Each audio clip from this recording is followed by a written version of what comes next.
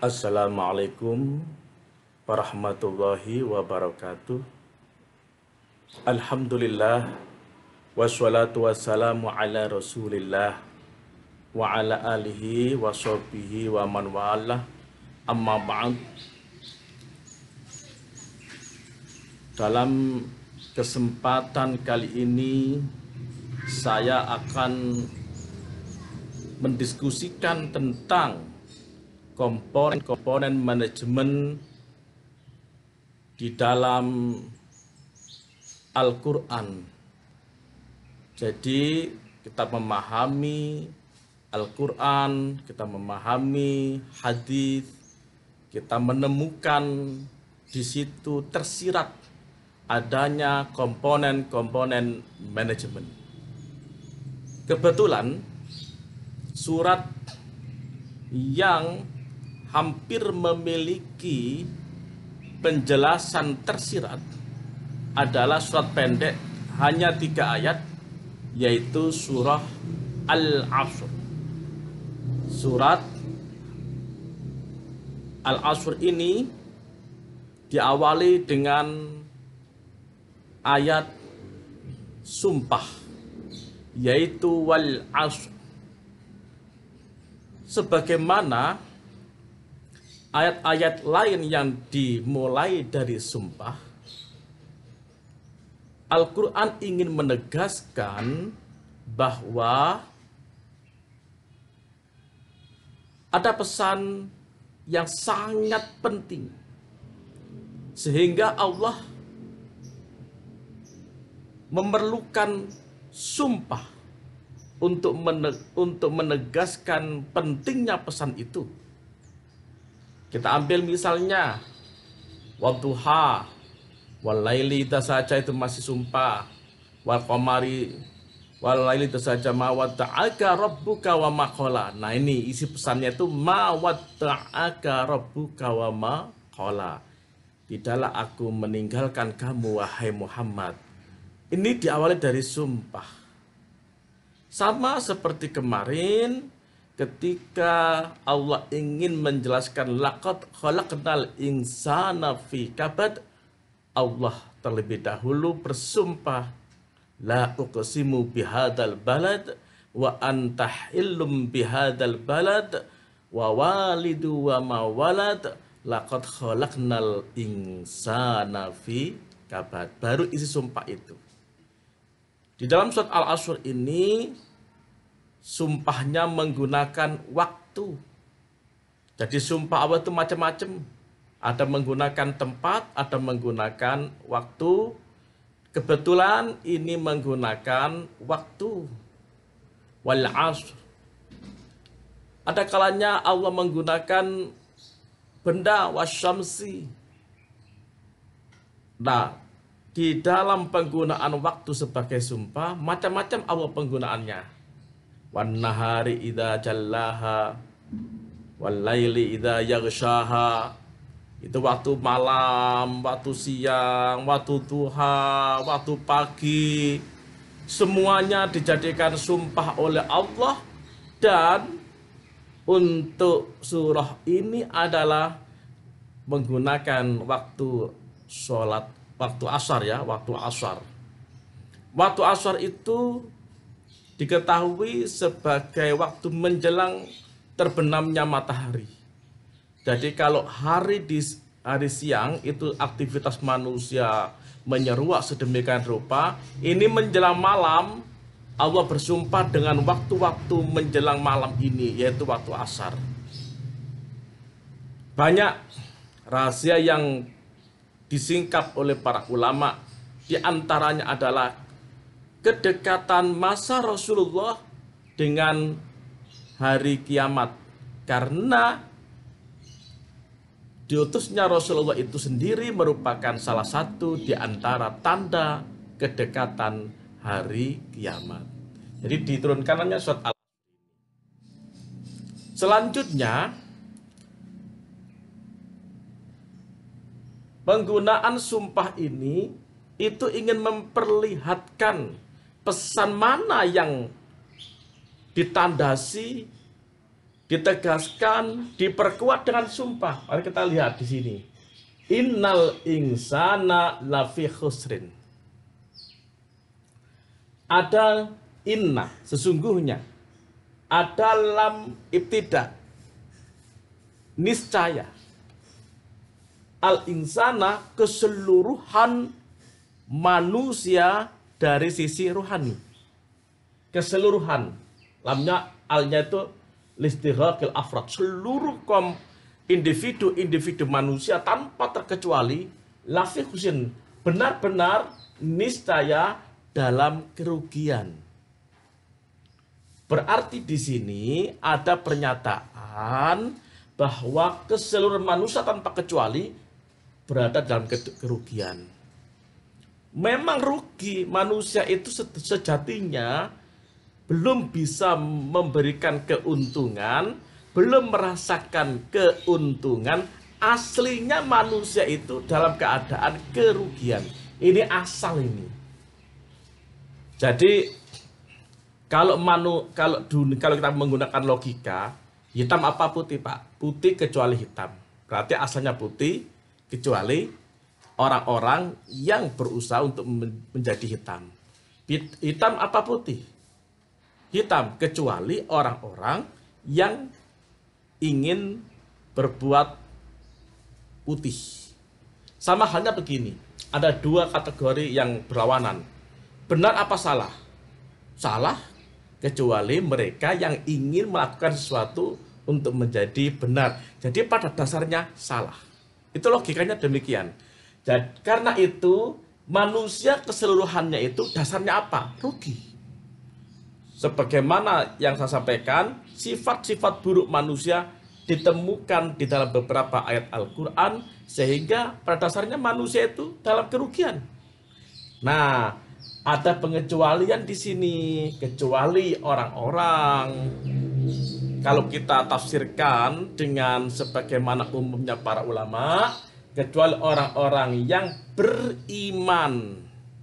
Kebetulan di sini tidak ada billahi, biasanya ada amanu billahi, tapi ini beriman. Beriman, kemudian menjalankan amalan-amalan yang bagus, perbuatan yang bagus, perkataan yang bagus, sikap yang bagus.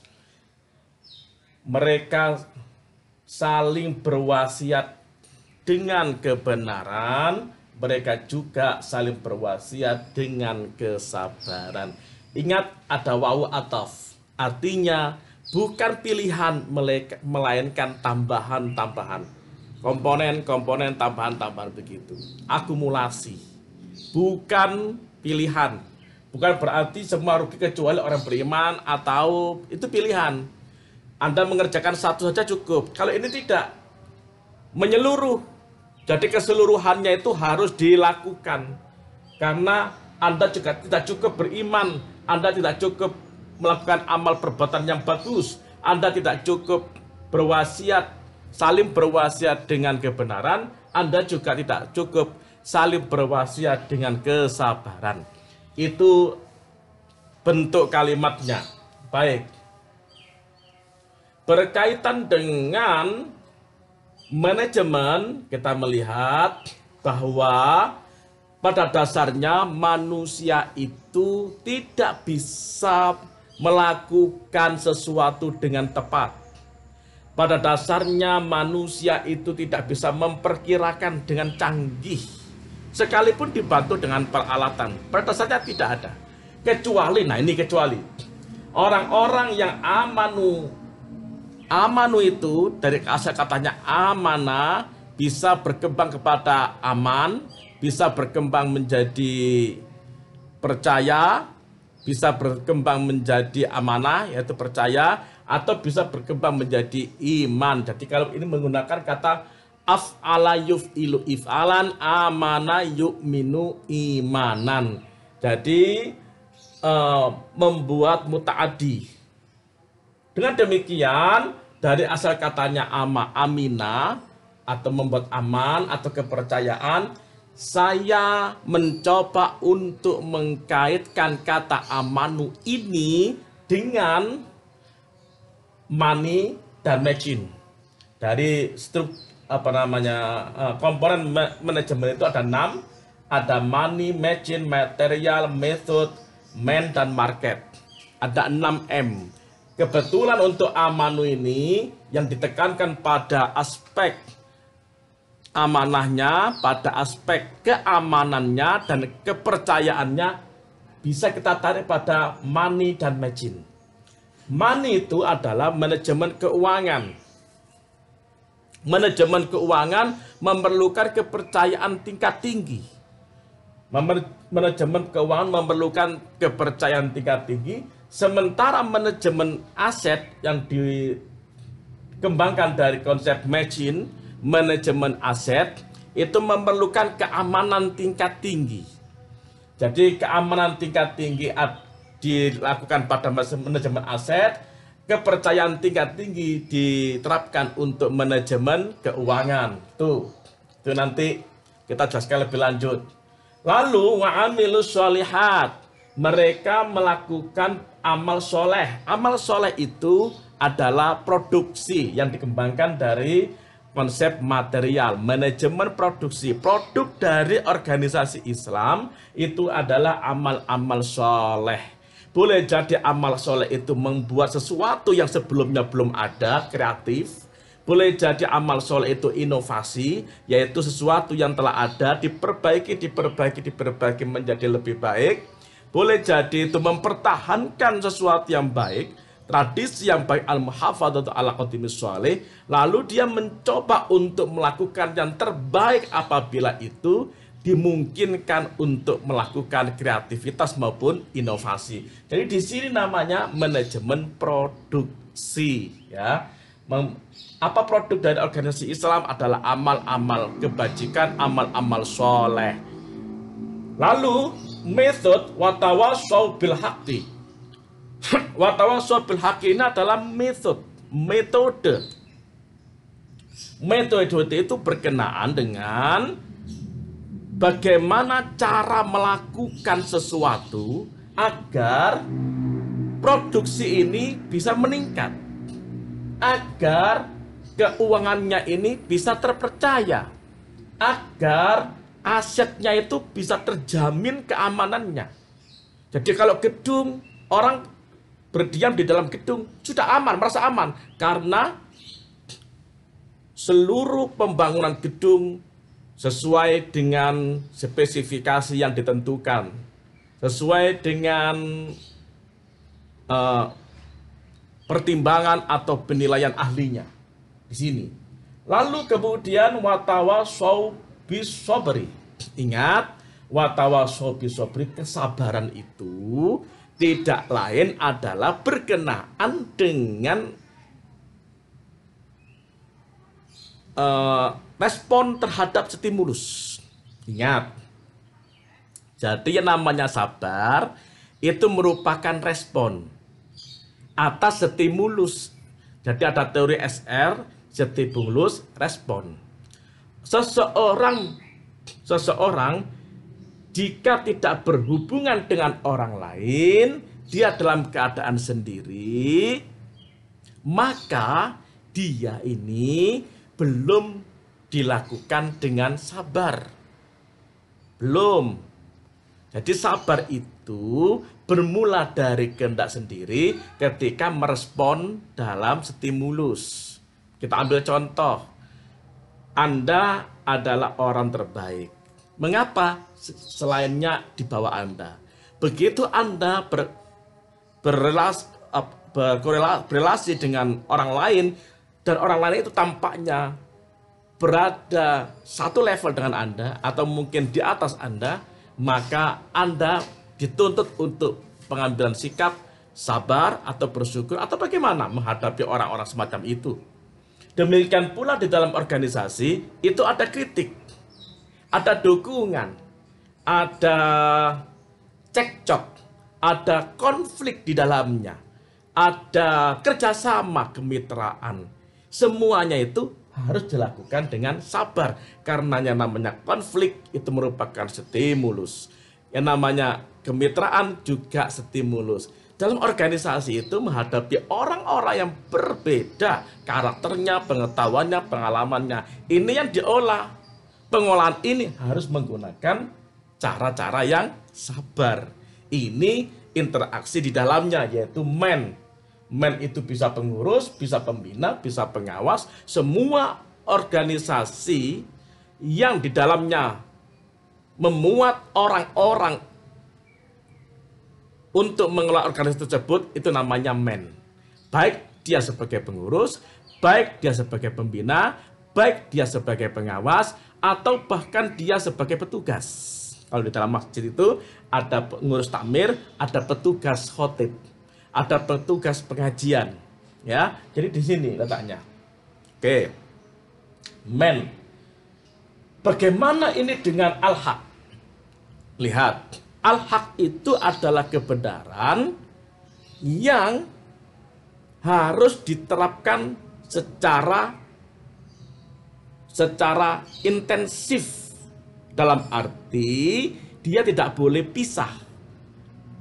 Mengolah keuangan harus dengan menggunakan kebenaran, menggunakan strategi yang benar. Mengolah aset juga menggunakan strategi yang benar. Mengolah produk, mengembangkan produk itu harus menggunakan strategi yang tepat, benar. Kemudian mengolah hubungan di antara stakeholder satu organisasi itu harus menggunakan strategi yang benar. Market mengolah hubungan antara satu organisasi ini dengan masyarakat di luar organisasi sana yang dianggap sebagai pasar, itu juga menggunakan strategi yang benar. Jadi strategi ini penting. Karena itu ada watawassaw, perlu diutarakan terus-menerus kepada siapapun, terus-menerus. Nah, baik internal maupun eksternal. Sementara untuk kesabaran ini biasanya hubungan antara dua manusia, stimulus respon. Ada orang lain pasar. Bagaimana pasar merespon dari kegiatan atau program yang dicanangkan oleh organisasi tersebut? Tertarik, simpatik, atau apatis, atau antipati? Bagaimana pasar meresponnya? Merespon organisasi. Oke, direspon namanya SR. Di sini mereka ya macam-macam respon masyarakat. Namanya saja mereka kadang-kadang juga awam. Lalu kita respon masyarakat itu kita kembali lagi namanya juga SR dari sana. Mereka juga respon masyarakat itu menjadi stimulus, kita juga merespon. Dengan cara apa? Sabar. Nah, kesabar ini luas maknanya. Di antaranya adalah sabar itu tetap berada di dalam ketaatan kepada Allah sekalipun ada upaya untuk menggerogotinya. Jadi kalau dalam organisasi tetap di dalam prinsip organisasi walaupun ada banyak orang-orang lain yang mengajak untuk melawan prinsip tersebut. Tetap sabar. Pahit apapun tetap sabar. Makanya sabar ini penting. Yang kedua, jadi yang namanya sabar itu harus preventif. Preventif harus segera memeriksa anggota-anggotanya jangan sampai terpengaruhi oleh prinsip yang berlawanan dengan prinsip organisasi. Jangan sampai ada pihak luar menyusupi di dalam organisasi. Jika itu ada, segera diatasi dengan sabar. Jangan sampai organisasi itu ikut bermaksiat kepada Allah. Karena realnya itu aslinya taat.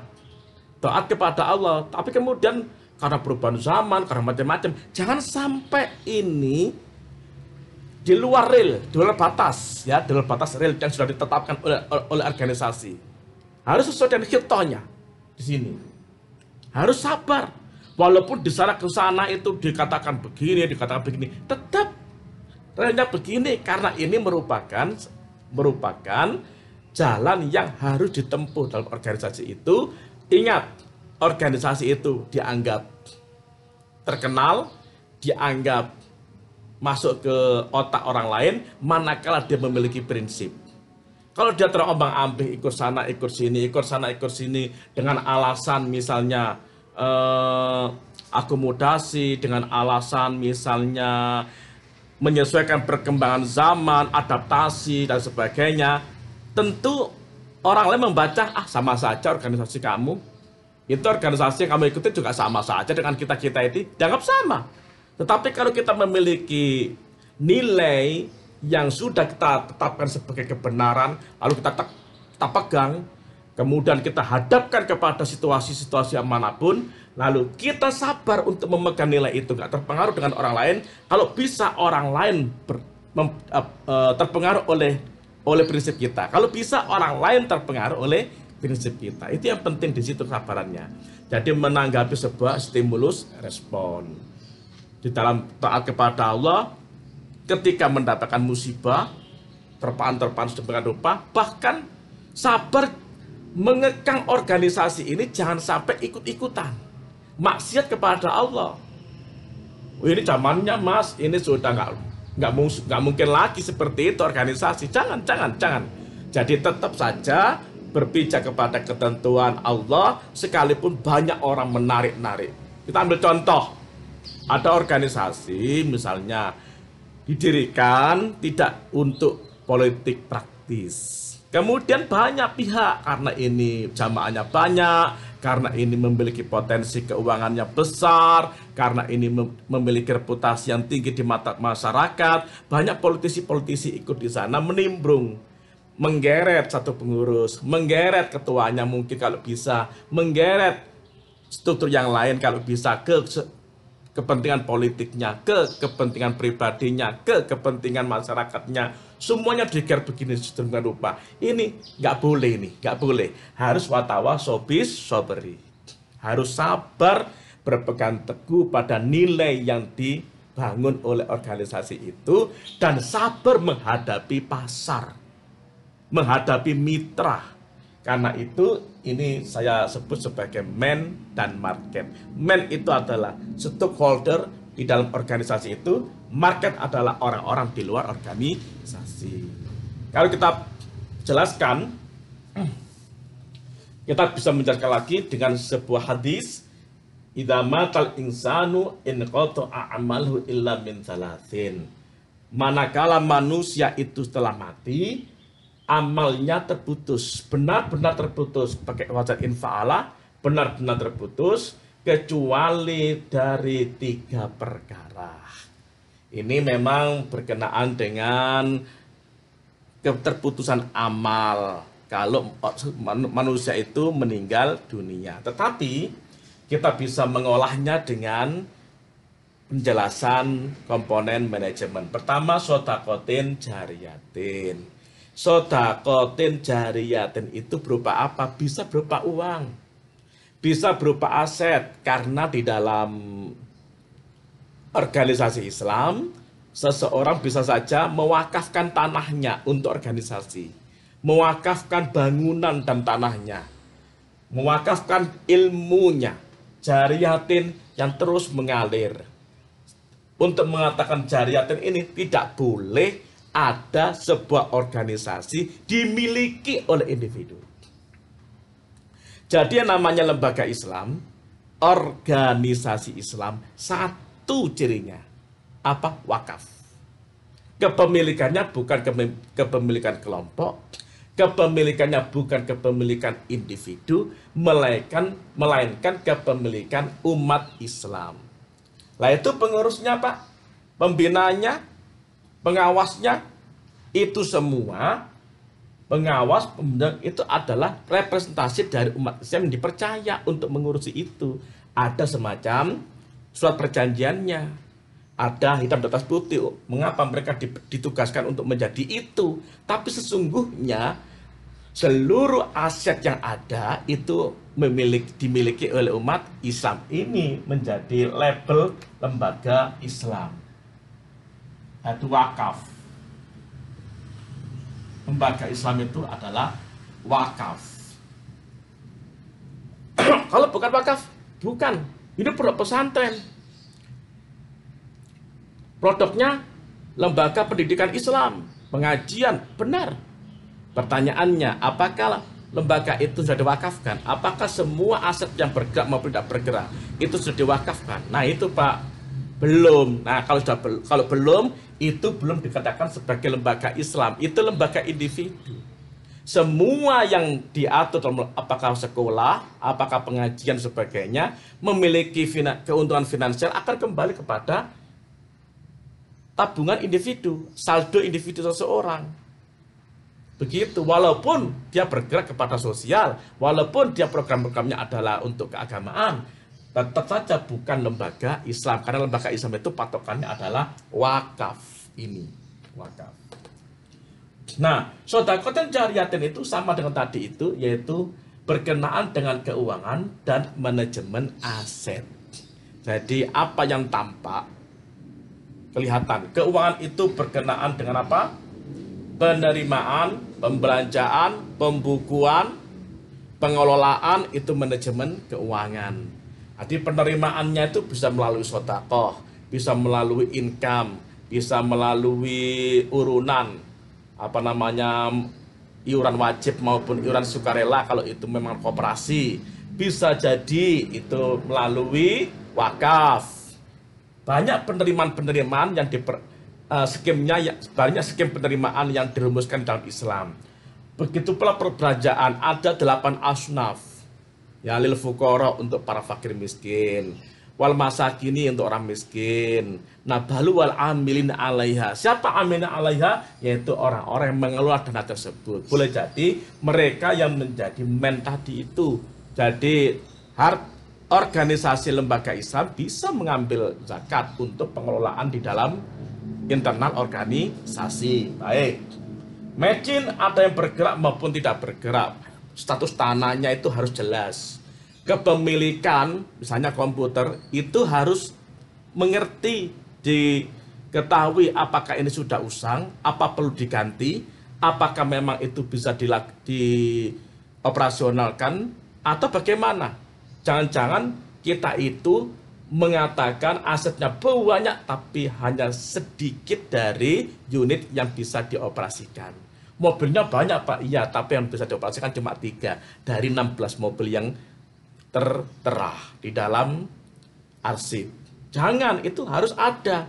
Makanya aset itu perlu ada peramajaan, perlu ada perawatan, perlu ada penggunaan, perlu ada penggantian, terus demikian rupa. Ini namanya manajemen aset, atau di dalam komponen manajemen masuk dalam matching. Oke.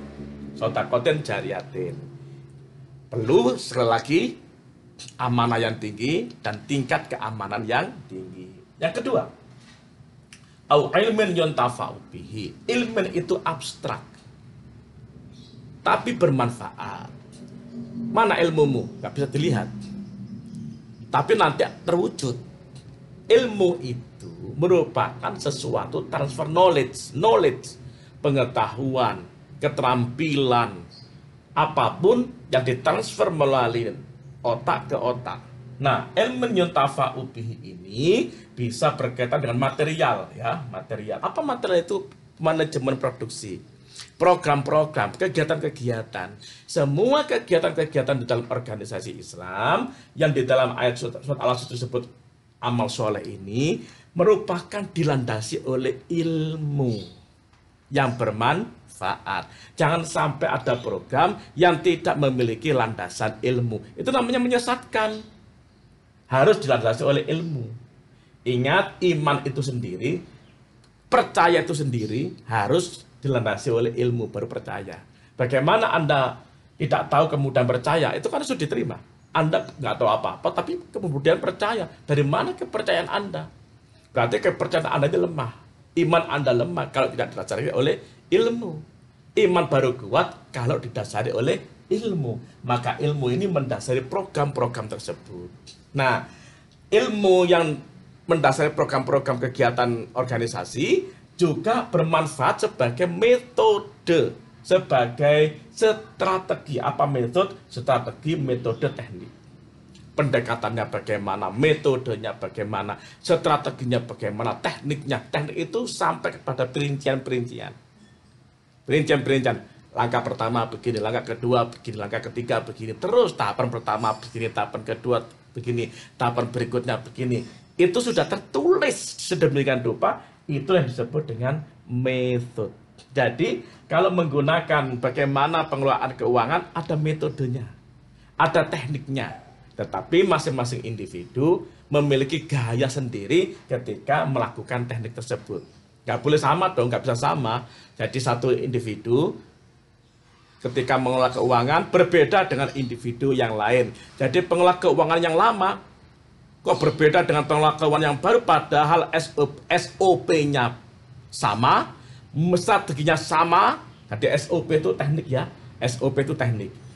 SOP-nya sama, strateginya sama, pendekatannya sama, orangnya berbeda, gayanya bisa berbeda, taktiknya bisa berbeda. Nah ini ya. Kemudian material itu berkenaan dengan produk mengenai isi, kemasan, kualitas. Termasuk juga kuantitas. Berapa banyak itu program yang dihasilkan dalam satu minggu. Misalnya kalau masjid itu pengajian umum 1 minggu sekali, pengajian tiap subuh, berarti tiap subuh itu 1 hari 1 kali, atau seminggu 7 kali. Seminggu 7 kali. Itu secara kuantitas. Secara kualitas misalnya, apakah pengajian itu disampaikan monolog, atau ada dialog, ataukah ada sumber belajar yang lengkap? Misalnya ada semacam wireless, atau ada semacam OHP-nya, atau ada semacam proyektornya, sehingga semua pembicara langsung kepada komputer, kepada layarnya, disediakan oleh masjid. Apakah demikian itu? Itu semua berkenaan dengan program. Jadi program itu macam-macam, termasuk isinya. Isi program itu ceramah, isi program itu boleh jadi pencak silat bela diri, boleh. Isi program itu boleh jadi perekonomian masyarakat. Jadi ada pasar kagetan di dekat masjid itu diadakan oleh takmir masjid, boleh. Banyak program-program itu. Kemudian kemasan. Kemasannya bagaimana, warnanya apa, dikemas bagaimana sekiranya menarik perhatian kepada masyarakat, yang pada gilirannya nanti mereka akan berpartisipasi untuk mengikuti program-program tersebut. Apalah artinya program terbaik, tapi kemudian kemasannya buruk, promosinya rendah, dan sebagainya. Nah ini ya, oke, ini namanya material atau program. Metode manajemen strategis. Baik. Au waladin sholihin ya ta'ula. Ingat, waladin sholihin. Ini jelas. Yang namanya itu manusia. Manusia apa? Soleh, manusia soleh. Bukan manusia yang KW-KW. Ini manusia soleh. Mengapa manusia soleh? Karena dia itu ketika masuk organisasi adalah harus orang yang bisa membuat manusia soleh.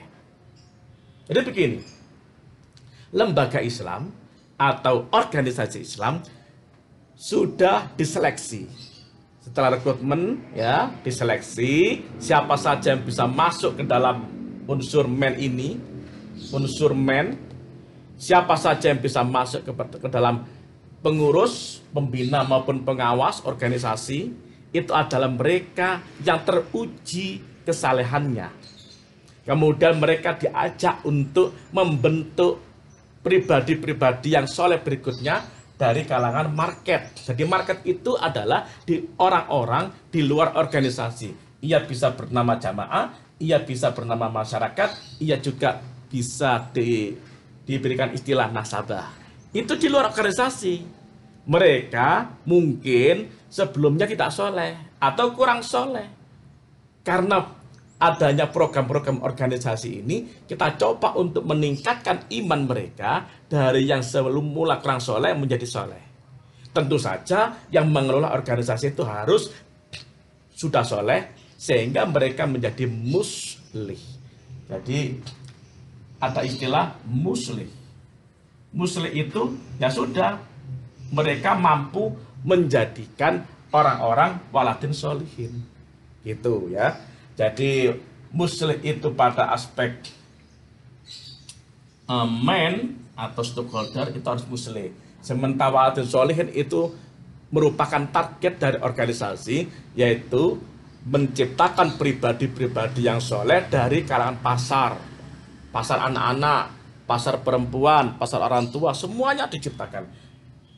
Dengan demikian saudara, ya ta'ula, ada semacam interaksi terus menerus. Ya ta'ula, organisasi yang dikelola oleh pengurus saat ini itu nggak boleh mengabaikan pengurus yang lama, nggak boleh melupakan pendiri organisasi, nggak boleh, harus memiliki kesinambungan. Dulu organisasi didirikan ini karena ada apa? Karena ada kemaksiatan nyata atau bagaimana? Harus ada semacam itu. Nggak boleh dilupakan sejarahnya, nggak boleh dilupakan prinsip-prinsipnya, bahkan diabaikan. Hilang sudah nilai organisasi itu, hilang. Boleh Anda menggunakan atau memiliki visi yang sama, yaitu visi tentang dakwah Islam, tapi prinsip-prinsip organisasinya, nilai-nilai organisasi yang ditanamkan oleh para pendiri organisasi tersebut, itu bisa berbeda antara lembaga yang satu dengan yang lain, antara organisasi yang satu dengan organisasi yang lain bisa berbeda. Dari sinilah saudara, ya. Jadi ya ta'ula itu harus di samping mendoakan pendiri organisasi, mendoakan pengurus-pengurus yang lama yang pernah berkecimpung dalam organisasi tersebut. Lebih dari itu adalah mereka harus memegang prinsip dasar yang ditanamkan oleh pendahulu-pendahulu mereka. Jangan dibuang, jangan diganti. Karena itu adalah prinsip. Makanya di sini watawasau bisabr, sabar Anda memegang prinsip yang ditanamkan oleh pendahulu-pendahulu Anda. Walaupun zaman silih berganti, di luar organisasi itu kompetisinya luar biasa. Seringkali loh organisasi Islam itu didengung-dengungkan oleh pasar. Mas, ini kan sudah berubah zamannya, masa gak berubah sih? Masa kol begitu, masa konvensional saja? Ini kan sudah berubah, masyarakatnya sudah berubah, harus dong mengikuti masyarakat yang sudah berubah ini. Akhirnya muncul sebuah pertanyaan, organisasi mengikuti terpengaruh oleh kondisi masyarakatnya atau masyarakatnya diajak oleh organisasi untuk menjalankan prinsip-prinsip yang terbaik menurut organisasi. Ini penting. Banyak sekali organisasi pendidikan, sosial, kemudian ekonomi, bisnis, semua, bahkan wakaf sekalipun goyah ketika sudah berbicara tentang pasar. Gak laku mas, program Anda gak laku. Nah, begitu organisasi tersebut tidak diminati karena mereka sekali lagi berorientasi kepada pemanjaan tubuh, berorientasi pada nilai-nilai hedonisme, berorientasi pada nilai-nilai materialistik. Sementara Anda mempertahankan spiritualitasnya, mempertahankan wahyu-wahyu Allah, hanya mengemasnya saja berubah, disesuaikan dengan kondisi zaman, perkembangan zaman. Yang dulu itu kalau ngaji menggunakan lisan begini, karena ini zamannya medsos, dikembangkanlah kepada beberapa media sosial, bahkan media digital dikembangkan sedemikian rupa, tapi tetap punya prinsip yang sama. Apa prinsipnya? Kami tidak berubah dari Al-Quran. Kami tetap berpegang kepada Al-Quran dan As-Sunnah. Tafsiran kami adalah tafsiran sesuai dengan ulama-ulama terdahulu. Sekalipun ada banyak penafsiran-penafsiran yang mungkin bagi kami aneh, kami nggak terpengaruh. Begitu. Itu pun ditanamkan, diinternalisasikan ke dalam seluruh stakeholder organisasi. Jadi sini ada suratnya Al-Asr, ada hadisnya. Hadis ini dikemukakan oleh banyak perawi, termasuk sahabatnya juga banyak, sehingga hadis ini dikatakan sahih, bahkan masyhur. Boleh jadi nanti ada penelitian lagi mutawatir. Kalau saya mutawatir kurang, masyhur iya. Ini hadisnya masyhur, sahih. bisa dibuat pegangan untuk organisasi. Saya kira cukup, mudah-mudahan manfaat. Idini wa dunya wal akhirah. Wassalamualaikum warahmatullahi wabarakatuh.